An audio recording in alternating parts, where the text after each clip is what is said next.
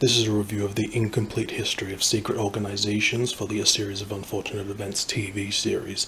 Based on the title and cover, you may think this is some sort of in-world book, but it's actually more of a making-of book. Expectations are so important with every book, but this is really one of those where, depending on what you're expecting, you can potentially really enjoy it or find it really disappointing, or if you're like me, both. So even though it definitely falls under the umbrella of a making-of book, I think of it more as a series companion, a word which here means a lighter, more playful book of behind-the-scenes miscellanea rather than a more thorough, densely information-packed making-of chronicle. This book definitely puts style ahead of substance, but that is not to say it's devoid of substance. There is absolutely enough delightful and enlightening behind-the-scenes content to make it worth the entry fee for any fan of the show, especially because there is no other trove of behind-the-scenes information available.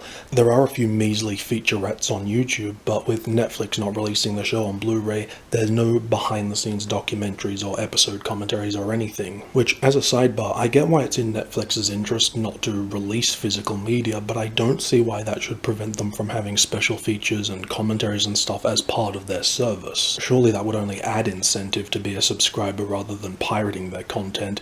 If you know of them doing anything like that for any of their shows or movies, definitely let me know, because I'd be very interested. But anyway, this overall lack of behind-the-scenes content for A Series of Unfortunate Events actually works in the book's favor, making it a more valuable treasure for fans than it otherwise might have been. So the book's written by Joe Tracz, who is one of the writers and producers of the show, and even though the book was released a few months ahead of the Season 3 premiere, it still covers all 25 episodes, though it does treat Season 3 content in a more vague way in an effort to avoid spoilers. It's not too bad, but the principle always exasperates me, like, why are they trying to protect anyone dumb enough to read a book like this ahead of watching the show if they're sensitive to spoilers, done at the expense of giving sensible fans a truly complete experience. But anyway, let me give you a broad overview of the contents. The book's made up of 3 major chapters. The first is on the characters and is definitely the weakest and least informative chapter, primarily because of the focus on telling you who the characters are, as if you don't already know.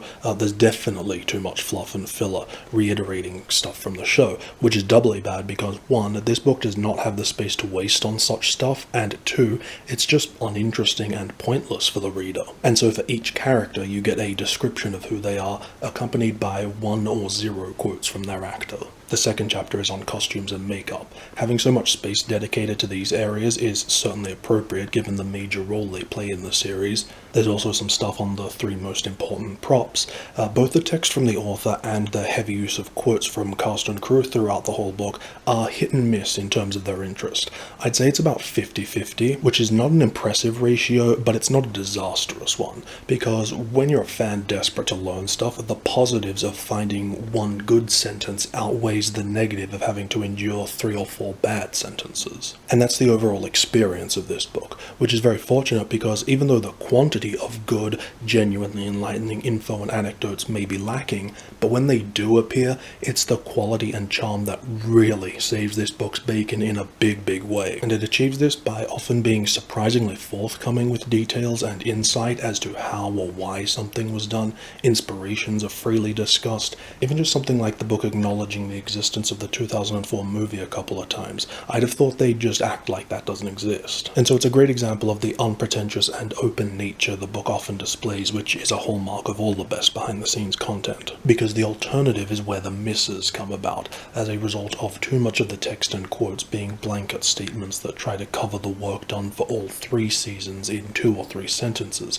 which results in information that is just too generalized and obvious. And then add to that just too much of the text and quotes are saying nothing of any possible interest to the reader. The third chapter is on each of the major locations, and it uses gigantic images and maybe only 1 quote per page, but I think this was probably the one I liked best of the 3 major sections. Firstly, it's primarily made up of gorgeous set photography that showcases the phenomenal production design and art direction, but more important to this chapter's success, it's the only instance of the book going chronologically episode by episode, which makes it more focused and manageable, as opposed to the rest of the book, which tries to lump work from the entire series together based on subject matter, and so I think it would have been much wiser and more intuitive had the whole book been divided up and organized by episode, with each of the 25 getting an 8-page focus, which would have resulted in a lot more detail and less broad, shallow information. So those are the major sections, but my favorite parts of this book are definitely the smaller 2 to 4 page sections throughout that cover a huge variety of topics. Not just great behind the scenes stuff like music and the writer's room, but also some in-world pages like you would find in the actual Incomplete History, like the Spyglass and City Map. We'll talk more about this towards the end, and then also some other really fun or informative miscellanea like recipes and explanation of many of the allusions made throughout the shows, the complete lyrics to a song that was cut, and my personal favorite, a secret message to be deciphered. So while all these other sections are very short,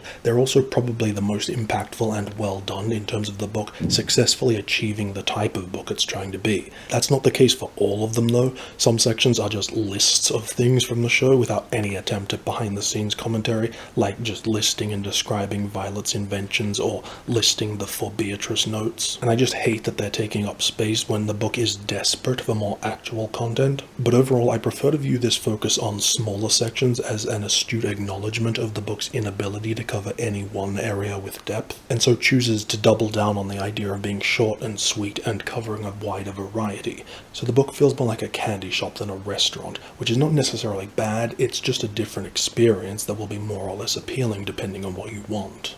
So the whole book is very light and fast-paced. The briefness of it all is really the most defining impression of this book, and I can't stress that enough. It touches on pretty much every major area, but usually only a fleeting sentence or two. And while often great and informative, it will have you desperately wishing it lingered for more explanation on everything, and so it certainly lives up to the incomplete promised in the title, including one area that is completely and strikingly absent from any discussion in the book, that is visual effects, which seems weird. Another issue with the book is its extremely poor use of its huge pages. It just seems like the book uses this large size format simply so that from the outside the book looks like the actual Incomplete History from the show, which is cool, but I find it to be indicative of the book's focus on putting form ahead of function, because while that looks great on the outside, the page layout and content feel like they've been scaled up to fill these huge pages rather than being designed to take advantage of them. You could shrink these pages down by as much as 30% without any drawbacks, which is very frustrating when they should have made all the elements on the pages more appropriately sized,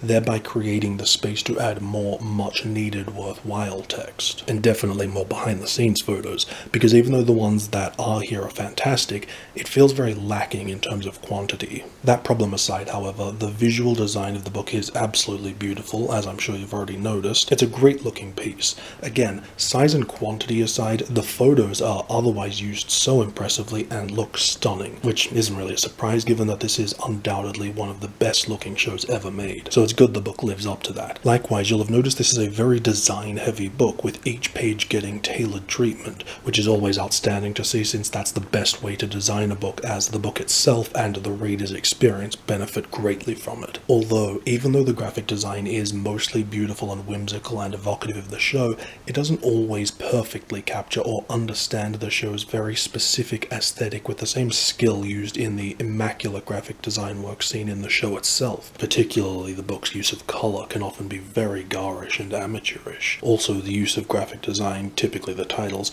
does take up far too much space for stuff that is really just decoration. One pretty nice design detail I admire is that when I first saw the beautiful cover, I thought, oh, what a shame they went to so much effort to design it to look like the book from the show, only to have it spoiled somewhat by the photo of the actors and stuff. But I thought, well, that's understandable from a marketing perspective, because otherwise the book's completely nondescript, but that image is actually a sticker that can be cleanly removed, thus allowing the book to more closely reflect the one in the show. I love that sort of evidence of consideration to design, except that sentiment is almost entirely erased by the fact that the subtitle is still printed on the book rather than the sticker, which then completely undermines the idea of it looking like a facsimile anyway, and leaves me suspecting that maybe that the sticker can be removed is a happy accident of the printer using cheap-ass glue rather than evidence of intelligent design, since ultimately it isn't.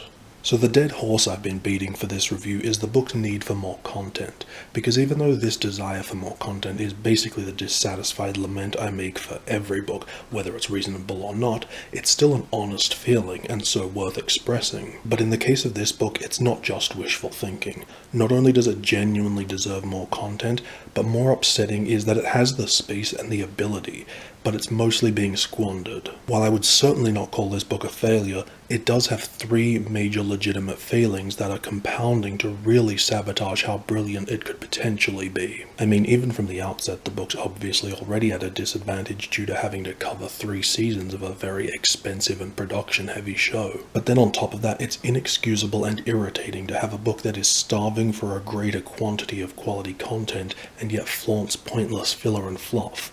Wonderful quotes and text that are having to do way too much work just to keep this book afloat while being matched with an equal number of poorly chosen and completely frivolous text and quotes taking up valuable real estate. Add to that extravagant design and layout that makes everything take up an unnecessary amount of space rather than being appropriately sized to take advantage of the large format and maximize content. It all amounts to so much waste for a book that needs more and deserves better. And this would be deplorable for any book on any show, but I feel it especially in this case because, in every aspect, this is one of the most magnificently realized and unique shows ever made, and so deserving of a deeper dive on how it all came together. And so I expect the book to try harder to live up to that, and falling short due to what feels more like negligence than incompetence is ultimately VFD, where in this instance the V stands for very, the D stands for disappointing, and I'll let you figure out what the F stands for. I mean, if this book were written by an outside author who perhaps didn't have the opportunity to get enough quality information,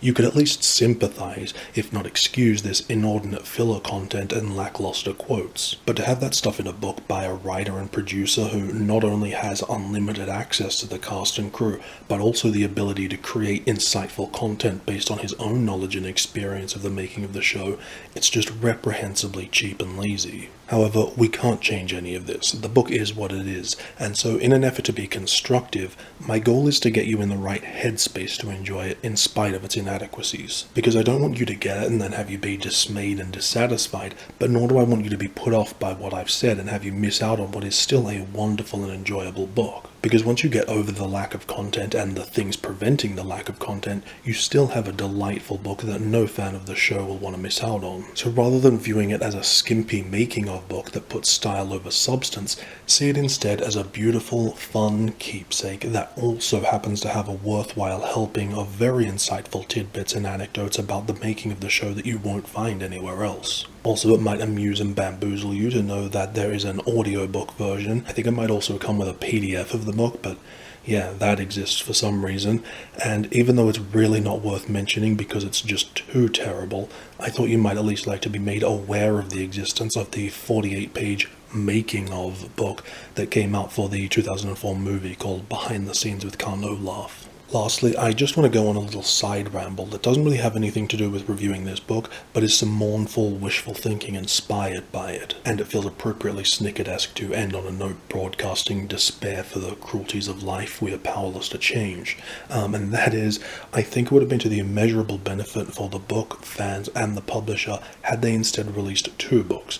One book that was just on the making of, but then also have the incomplete history of secret organizations as its own purely in-world fiction book, with the premise being that it's Lemony's annotated files are a facsimile of Justice Strauss's book, because all the pieces are perfectly set up for something like that. Firstly, because when this book was announced, I was so excited that it was being handled by Melcher Media. Despite only having a small catalogue, in the last couple of years, they have become my absolute favorite book designers. Things like the novel S by J.J. Abrams and Doug Dorst, but mostly media tie-ins like the books for Stranger Things, Mr. Robot, and The Division, specifically because of these books' use of removable ephemera and presenting books in an in-world style full of immersive documents and such. And even though that stuff's largely just novelty, I was surprised that as a company who excels in including physical interactive elements in their books, they chose not to for this show, which couldn't be more perfect for that sort of thing with its grounding in a primarily analog world. And as I mentioned, the show has such an abundance of incredible graphic design work and letters and other ephemera genre, and so that they didn't go this seemingly very obvious route is surprising and a little frustrating considering how perfectly they had all their ducks in a row for something like that. Made even more frustrating when the book does include incredibly good in-world pages.